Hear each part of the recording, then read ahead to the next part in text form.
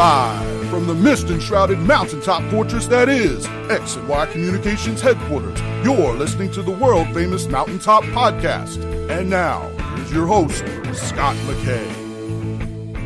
Hello out there, gentlemen. Welcome to yet again another episode of the world-famous Mountaintop Podcast. My name is Scott McKay, at Scott McKay on both Twitter and Clubhouse. Real Scott McKay on Instagram. Find all the YouTube goodies by searching my name, SCOTMCKAY, on YouTube. The website is mountaintoppodcast.com. And I encourage all you guys out there who have not yet joined our Facebook group to do so by searching for the Mountaintop Summit on Facebook. Great group of guys there. With me today is a friend of mine. She's originally from Israel, and now she's in the Bay Area. She's the founder and director of the Bay Area CBT Center. Now, CBT stands for Cognitive Behavioral Therapy, of course. And today we're going to talk about something that is very, very, I don't know if it's dear or feared in the hearts and minds of most of you guys out there, but we're going to talk about fear of rejection. We're going to use her vernacular for it, which is rejection phobia. And I think along the ways, we're going to talk about some of these nouveau phenomena that we tend to experience when we're trying to get to know women, like ghosting and zombieing and benching and love bombing and breadcrumbing and all these other silly buzzwords that we hear about nowadays. But without anything further, Avi Lev. Welcome, Avi. Good to have you here. Yes, I'm excited to be here. Thank you for having me. Well, I don't know if these guys are really excited about this conversation because it's going to probably rip open a bunch of scabs. But hey, you know what happens after you rip open a scab? You get an opportunity to heal it, don't you? I was just about to say that. Yeah, see, now you and I are already on the same page. Yep. Gotta love that. So you have written books, okay, and they're called ACT, ACT for couples, and ACT for interpersonal problems. Tell us what ACT is and what caused you to feel passionate about talking about it in book form. What made me passionate about it is that rather than trying to change our core beliefs, so I work with core beliefs in relationships, and those are called schemas. I have 11 schemas that I work with, like abandonment or mistrust, abuse, self-sacrifice, entitlement, perfectionism. So we all have core beliefs in relationships.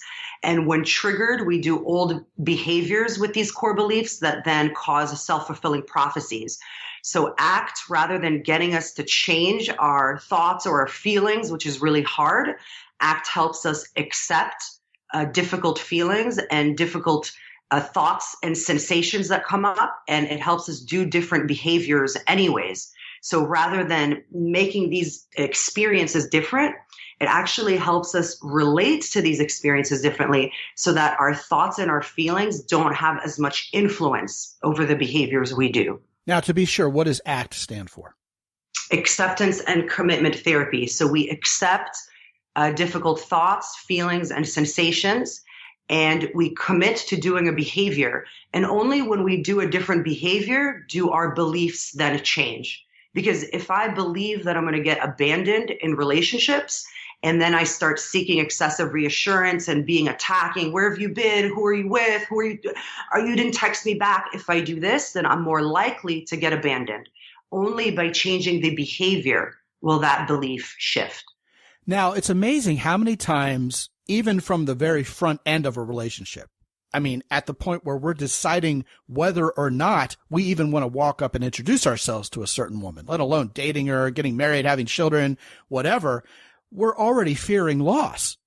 And I think for men in particular, that fear of loss really is a self-fulfilling prophecy. So it sounds like we're already on the same page there, right? Yes, I would say that, for example, one very common schema for men is defectiveness, shame, and failure. So if you're moving into a situation already expecting to fail or to be shamed, then there's many ways that you could create a self-fulfilling prophecy where that actually occurs. So for men, that would be, I'm not good looking enough. I'm not tall enough. I'm not what any woman would want. I'm not rich enough. I'm not in her league. Something bad is going to happen if I talk to this woman. She's going to be mean to me. She's going to be nasty to me. She's going to absolutely poke right at that limiting belief that is my most dreaded one, that sort of thing, right? That's kind of the self-talk we give ourselves when we're experiencing this rejection phobia, isn't it? Yes, that's correct. So we could also seek excessive reassurance, or we could filter and assume that rejection is happening where it isn't, and then respond as if we're being rejected, which leads to rejection. Wow. Now there are several very, very important and fascinating concepts that you just threw out there rapid fire. The one about the last one in particular, where we feel like we've been rejected when really we haven't. That's massive. I mean, along with the expectation that we're going to be rejected, these fantasies about being rejected before it even really happens, and all the other things you just mentioned. Boy, so many men feel that. And so many men fall into those sort of traps time and again. And we feel like we're our own worst enemy somehow, because many times that means we don't even give this poor girl a chance to accept us or reject us or even to talk to us, because the assumption is already there we're going to fail.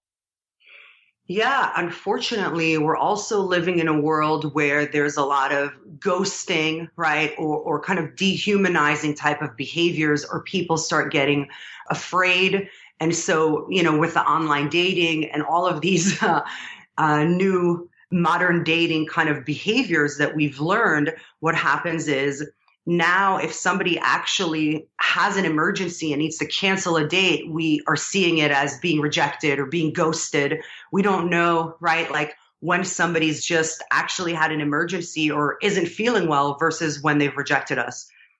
Yeah, especially since the excuse of having a family emergency is sort of the most bulletproof one you can think of, because who's going to argue with that? Therefore, the most abused excuse people can think of, right? When they're simply just trying to flake on you or breadcrumb you or benchwarm you or whatever it is they're doing. All of those, right. Yeah. Yeah. And then if we respond in a certain way, if we think we're being rejected and then we start kind of backing up and rejecting the person or abandoning them, then it creates a self-fulfilling prophecy of rejection. Yeah, that's right. Or if we start attacking them or accusing them of rejection or seeking reassurance, that also will lead to rejection. I've said to these guys over and over again, Abby, that the number one indicator of being successful with women, and by that I mean, let's look at the baseline here. Simply approaching women and having them respond positively to you and actually going out with you. The number one indicator of success among men, and this is after 16 years in this business and being immersed in it, is they actually believe women will want to go out with them. It's that confidence.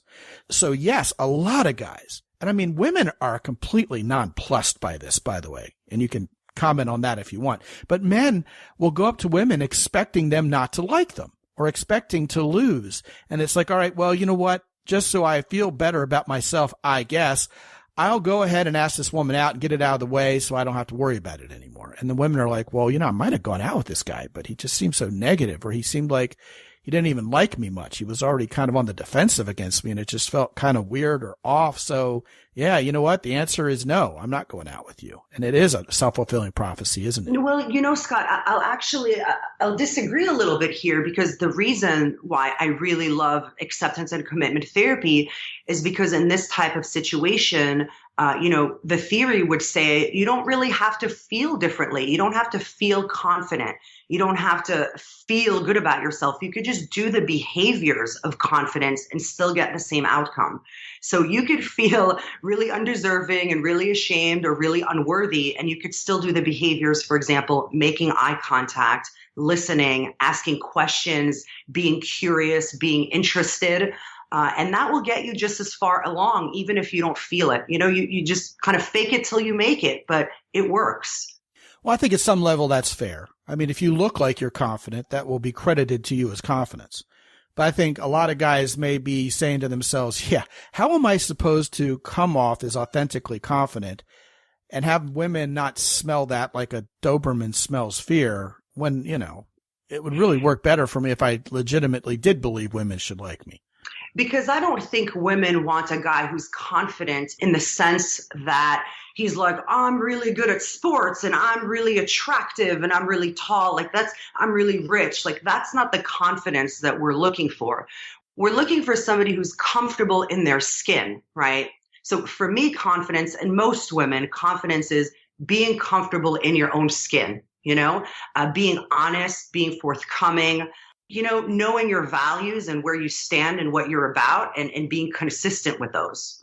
Well, let's level set here. I draw a huge distinction between confidence and arrogance.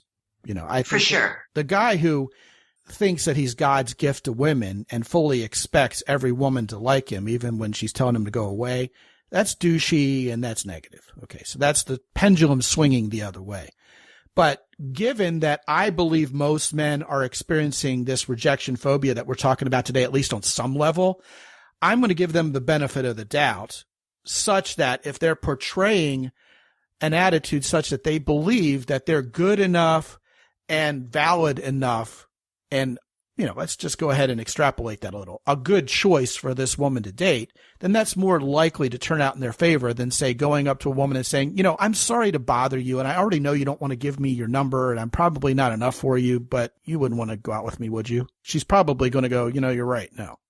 So I agree. I think that if you're coming in there, kind of, the word would be priming, right? In behavioral terms, you're priming the woman to say no. Right. So if you're going, you really want to say no, it seems like you want to say no, I don't really deserve you. If you're going to do those behaviors, then yes, you're less likely to get a date. You're more likely to get rejected. But I still want to distinguish that you don't have to feel more confident to still get that date. Well, I'm going off what you said before about these guys kind of blaming a woman for rejecting them, even when it wasn't really a rejection. So in that context, the exact formulation that I just gave of what a guy might say and how it might turn out is far more likely to happen. Ultimately, I think you and I are in agreement here. I think if a guy feels like he has a chance here, he's more likely to have a chance. How's that? Whether I do the behaviors or whether I don't do the behaviors that are going to lead to looking like I'm confident and feeling like this might go well, that is going to be the case no matter what. You have to at least give it a chance as a guy. Well, one technique that I use with clients, both with couples and individuals or in dating or in relationship, is identifying your core values. And values are like a compass. They're a compass that helps us guide our behaviors and help us choose the behaviors we want to do in any given situation. So values are different from goals because a goal can be achieved and a value is a constant journey. So like honesty is a value. I could never be 100% honest, Abby, because if I'm being honest right now, but then the next minute I lie, I'm no longer honest. So what I would recommend it to men is be clear on your values and what kind of partner you want to be and move towards, your dating life with intention of moving towards those particular values. And values are not feelings. Values are actions. So it's being honest, being collaborative, being fair, being spontaneous, being adventurous, being compassionate, being kind. The more aware you are about the kind of partner that you want to be and the kind of partner that you want, the more you move towards these values, the more likely you are to create that type of relationship. Bravo. Absolutely. We call that deserving what you want around here. In order to get the kind of woman you want to be with, you first have to be the kind of man she's going to want. Now, see, sure. I would say that parlays into a better feeling towards asking women out. And also you talked in detail just now about what I would term connectable traits. And any of these guys who own my Invincible program have already heard me talk about this at length. Instead of thinking about, okay, what do we have in common? How can I impress her? And by the way, for the record, I suspect you and I are in agreement that being impressive is not the same as being sexually attractive. And I think most people completely miss that, but that's a different story. We agree on that 100%. Yes. Why do people try to impress each other? There are so many people who I find immensely impressive, yet I don't want to date them or have sex with them. Right? Yeah. Well, also doing a behavior where somebody could see you're trying really hard to impress them is actually very unattractive. Yeah. Counterproductive. Absolutely. Yeah. But I think the very notion of being impressive to them, even if you succeed at pulling it off, still has little to no value. Kind of like you and I like the same flavor of ice cream. and you and I went to the same church on Sunday or whatever it is, all these ways we try to find where we have something in common experiences, they're worthless too until you have the attraction. And what really matters, and this seems so obvious to me, Abby, yet nobody talks to it, is exactly what you said. There are certain traits that if you're not a broken individual, like you're not some BPD person who just loves drama and throwing a wrench in your whole works known as life, then most people who are healthy psychologically are looking for the same things in a partner. An honest person, an optimistic person, a healthy person, a generous person, a kind-hearted person as opposed to a black-hearted person. The more of those boxes you check off as a human being, the more likely you're going to start getting along with other human beings.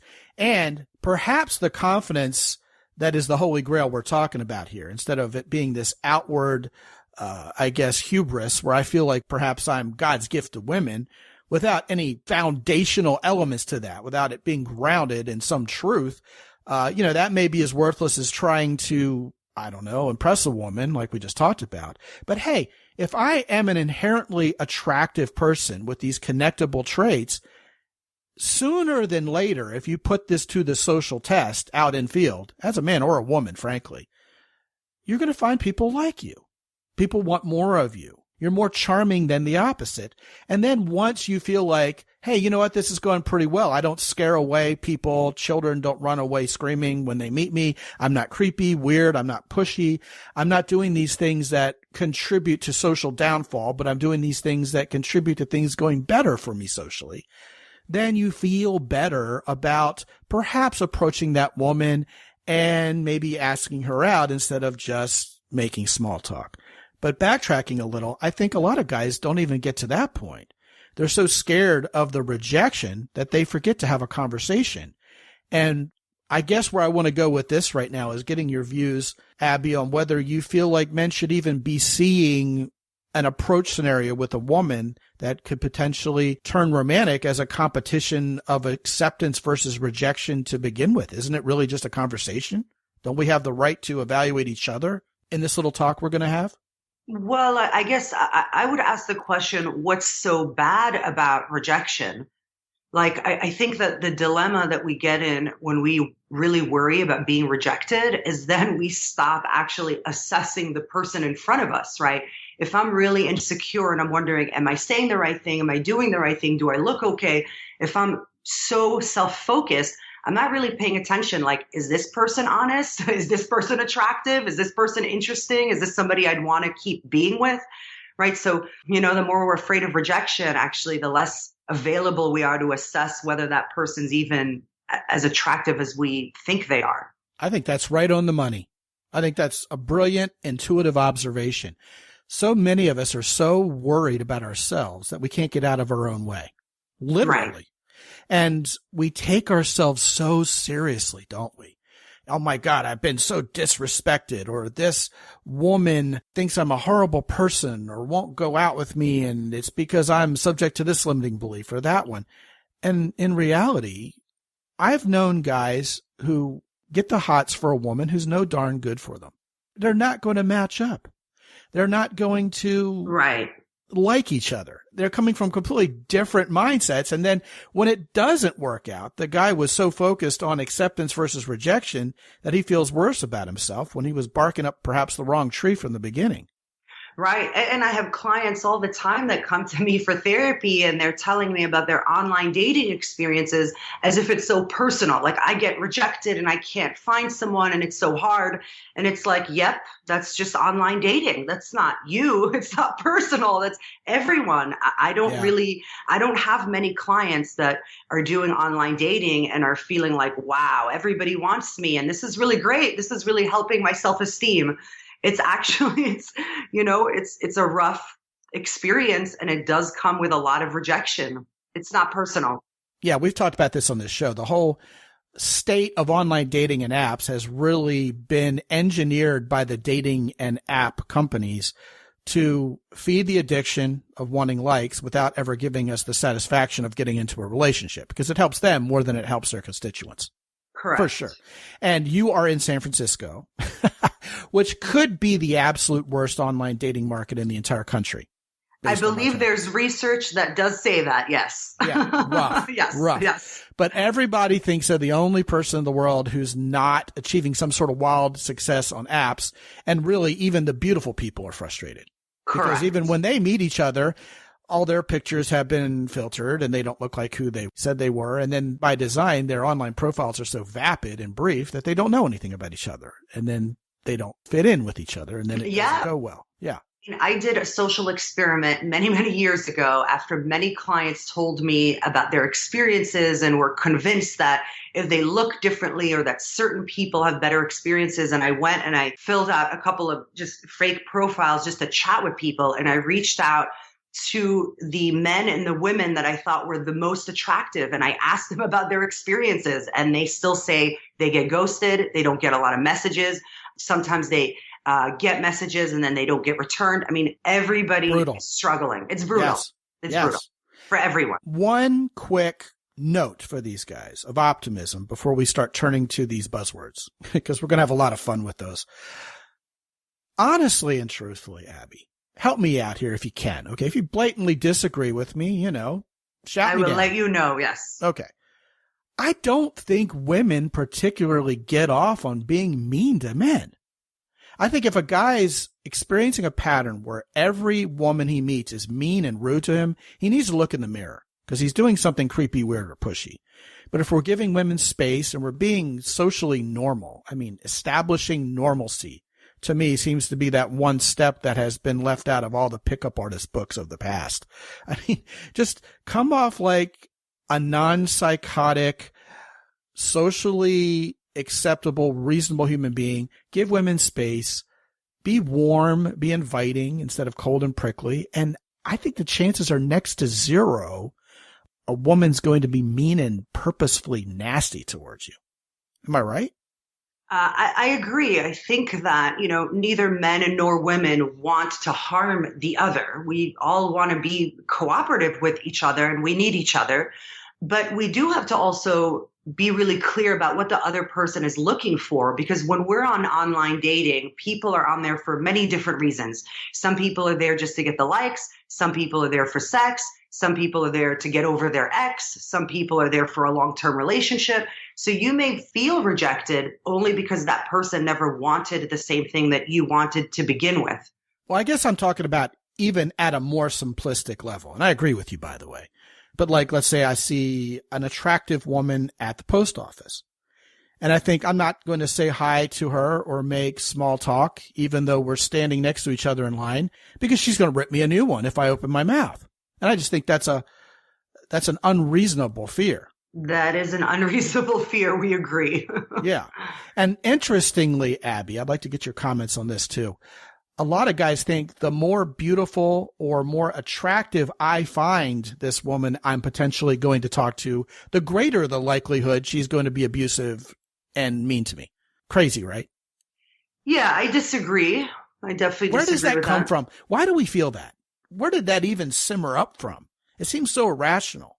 Well, I think that that's definitely a belief that is on both sides, right? Like when women see men who are more attractive or tall, they think they're more likely also to be abusive or unemotional or unavailable.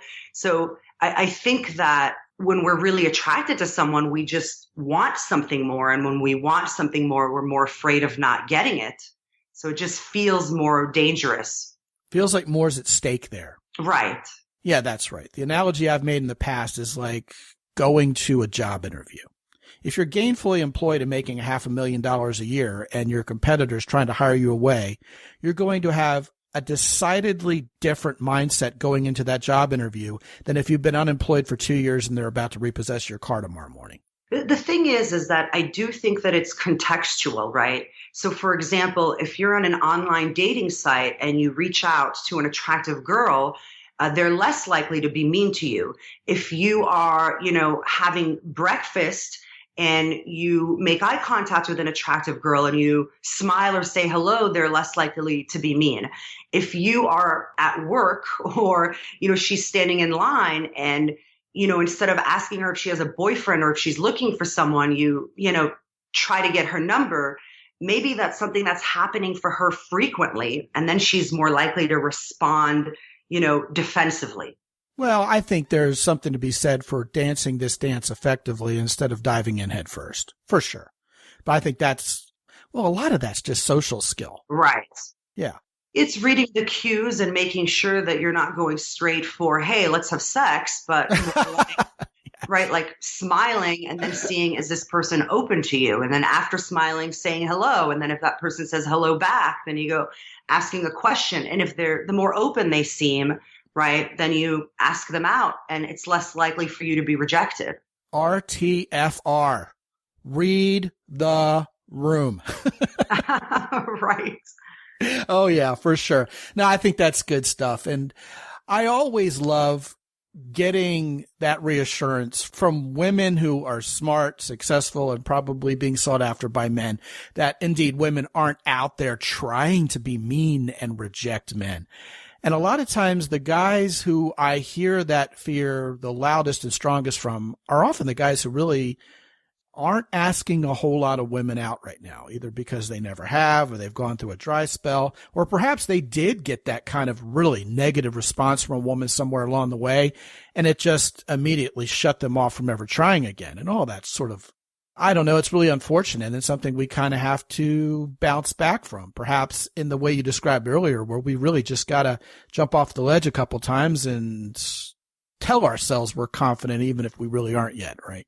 Yeah, it was a really interesting article. I actually don't remember when, but Google was talking about how they like to hire people that are willing to fail and have had a lot of failures. And the idea is that the more you experiment and the more you take risks, the more failures you'll have. And I think, this is the same.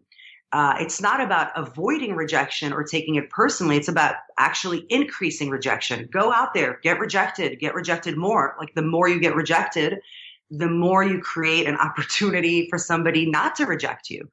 But you can't create that without being willing to get through some of the hurdles. Well, I guess that goes back to my supposition that it really doesn't have to be a contest to begin with. I mean, if I'm having a conversation with a woman, am I rejected if I haven't given her anything to reject? Exactly. I just say, hey, how do you choose a mango at the supermarket? She goes, well, right. Usually I squeeze it. It's like this and blah, blah, blah. And then if, you don't like her voice, you don't like her personality, you don't like how she smells, you go, well, it's been nice talking to you. Happy mango hunting. And then you leave, but you had as much say in the matter as she did. And if you have this sense of identity, which is what you were getting at before, you know who the hell you are, and therefore you kind of know who the hell you would match up with, then you're more likely to be able to adequately read the room, first of all. And then second of all, get, sort of a feel towards whether this is a person you're going to get along with or not. And that's something that both of you can participate in. And it's amazing when you start clicking with someone, both of you will know it, as long as you're psychologically well adjusted and people who have some dating options. It's where we start feeling that desperation that we start trying to jam that relational square peg into a round hole, when if the other person does have the options, they can see that forest for the trees long before we can. And they're trying not to sound like they're rejecting us, but really they're right. We wouldn't be very good together. And it kind of takes some wherewithal to see that, doesn't it? Yeah. Yeah. Do you know what exposure therapy is in cognitive behavioral therapy? Explain. So in exposure therapy, for example, if somebody's afraid of a spider, we do exposure by taking tiny little baby steps to bring that spider closer to us. So I thought you were going to say by taking tiny little spiders and having them hatch all over their body. That's exactly where we're headed, because at first we're going to chat about spiders. Maybe we'll draw spiders. We'll look at movies of spiders. We'll bring in a box of a spider in a closed box and then like a see-through box. At some point, we're going to want that spider to be in our hand and kind of pet it and go, oh, you're not so bad. It's not the end of the world. But the way that we teach exposure is by teaching certain skills, distress tolerance skills, and mindfulness skills to help that person take very small steps in order to get to the bigger step. Have you ever held a tarantula before? I have come close. I have come very close. But the thing is that I do the same thing with feelings. So if somebody is having a rejection phobia, we do the same thing with the fear of rejection. We take little baby steps with teaching skills to help you rather than get rid of rejection, right? Because we'll always have that experience in relationships. There's no way to be in relationship without feeling rejected. Even if you get her number, right? Even if you get married, you're still going to feel rejected at times. So part of what I teach people is how do you make friends with rejection? Like, how does rejection not end up being so awful? What is it like to take small steps and get closer to it and actually make friends with it and notice what it feels like? And then you have a relationship with it where it's no longer having such a strong influence and you could still move forward and do the things you need to do, take those risks. So in other words, if I act like a normal person here, what's the worst thing that can happen? I'm not going to get arrested. I'm not going to get a drink thrown in my face, etc. Yeah, I like that. Perfect. So what is zombieing? Zombieing is, ghosting is when a person just disappears on you and you never hear from them. Zombieing is when a person who has disappeared and you haven't heard from then comes back out of nowhere as if they never ghosted you, as if nothing's ever happened. Which is fine as long as you're on the same page and it was kind of casual. I mean, it's not fine in the sense that if you were not okay with being ghosted and the person suddenly disappeared, you sent them a message and they just stopped responding to you, that then they come back as if nothing's happened, you would want to assume that that behavior is going to occur again. It would be silly of you to think that they wouldn't do that again if you're just going to pretend like it was no problem. Then you just rewarded their behavior. Fair enough. I think that happens when someone has found someone better, apparently, yet temporarily. Correct. Yeah. What's benching? Benching is when you're seeing someone and you're kind of dating, but you don't give them any promises of a relationship. You don't make any commitments or any plans for the future. And so the relationship goes on and on without any, definition of what it is or ever it turning into anything more serious. Okay, so I'm assuming that would only be a real problem if someone was presuming exclusivity or expecting exclusivity and the other one wasn't. Correct. And or if someone's dating 5 or 6 people at once and you're 5th or 6th on the totem pole, you're going to get benched a lot. Not unlike the 6th or 7th guy off the bench on an NBA team. Right. Okay. Love bombing, what's that? Love bombing is actually one of the biggest red flag that I would see in relationships. So love bombing is when somebody falls in love with you really quickly and they say a lot of statements that make it seem like you're the best thing that's ever happened to them. So if you're with somebody for like a month and they're like, I love you, I want to move in with you, I've never felt this way before, moving the relationship really quickly, that would be love bombing. And it's actually a very bad sign, because if somebody thinks that they love you so much so quickly, they're often projecting and they don't really know you. Often people with an avoidant attachment style or certain personality disorders are more likely to engage in love bombing. Wow. So, I mean, that just sounds immature to me. That sounds like what happens in 7th grade. We pass a note in homeroom.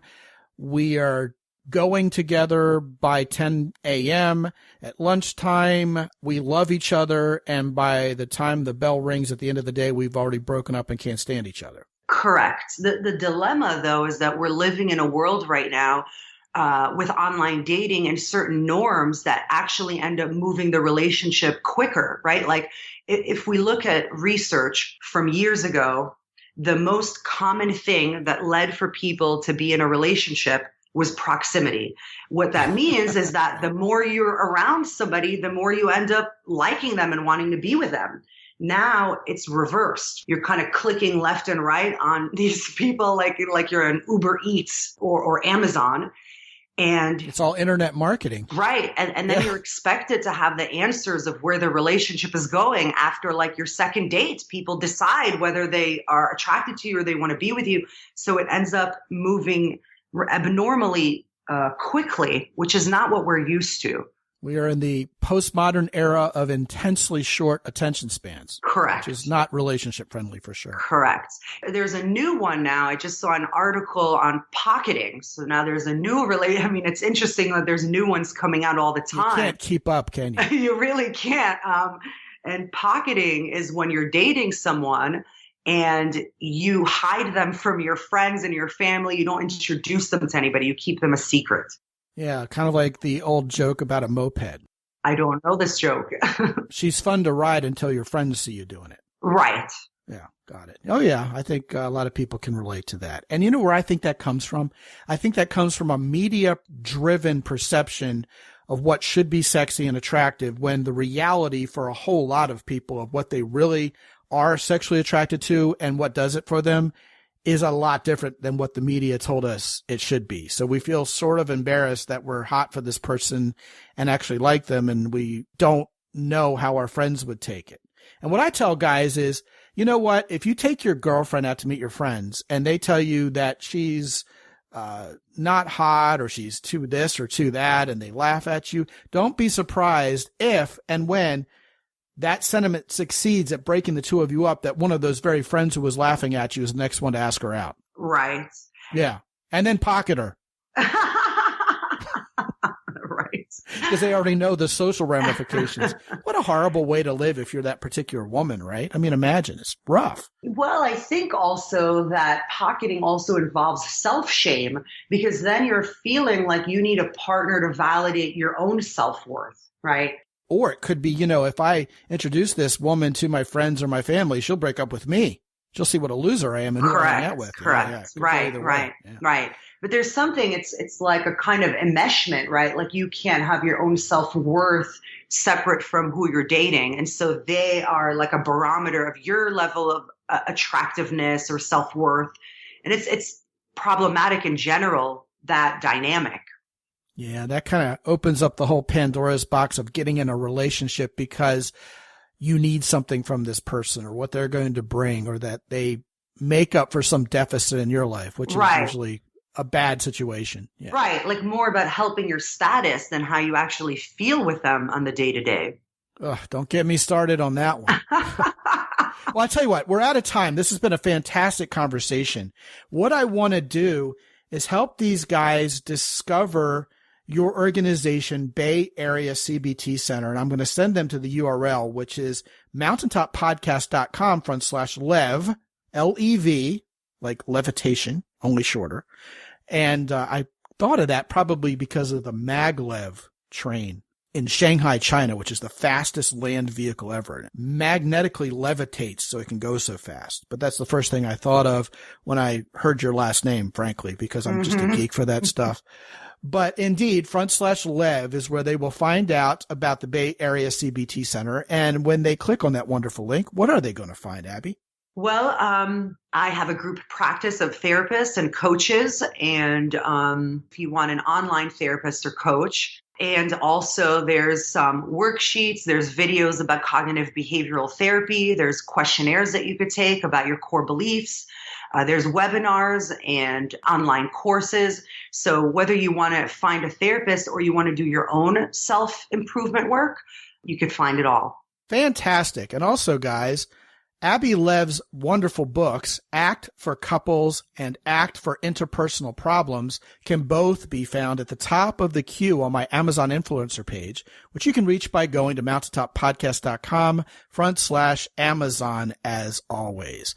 Avi Lev from the Bay Area CBT Center. This has been a fun and entertaining conversation. Thank you so much for joining us today and sharing your wisdom with us. It's been a pleasure. Thank you. Yes, it was fun. Yes, indeed. And guys, if you have not been to mountaintoppodcast.com lately, check out our sponsors, both Origin in Maine and Hero Soap Company. Origin in Maine has the best hoodie you've ever seen or certainly worn in your entire life. Right now, they're taking orders on those. Made in America, top quality, just like everything else in the entire Origin in Maine line. Go to mountaintoppodcast.com/origin and get you some. Also, speaking of top quality, go to Hero Soap. check out the body wash, and check out the bars of soap that smell great, make you smell like a man and feel like a man.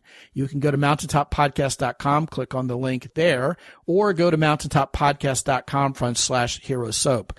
Whether you choose to work with my friends over at Origin in Maine or Hero Soap, use the coupon code MOUNTAIN10 to get 10% off your order. Also, guys, listen up. It's going to be the end of the year 2021 real soon. Fall is upon us. The holidays are here. Women are looking for a man to spend the holidays with. I think they call it cuffing season. Yeah, I don't know about that term, but that's what they call it nonetheless. The truth of the matter is, whether you're online or meeting women in person, not only do you need to get out there and approach these women in order to meet them, like we've talked about at length today, you also have to be the man those women are looking for. You have to deserve what you want. Talk to me for free for 25 minutes, and we can put a plan of action together that transforms you into that guy so you can start getting the relationship you want with the right woman in your life. Go to mountaintoppodcast.com, click on the red button in the upper right-hand corner, and let's talk. And until I talk to you again real soon, this is Scott McKay from X and Y Communications in San Antonio, Texas. Be good out there.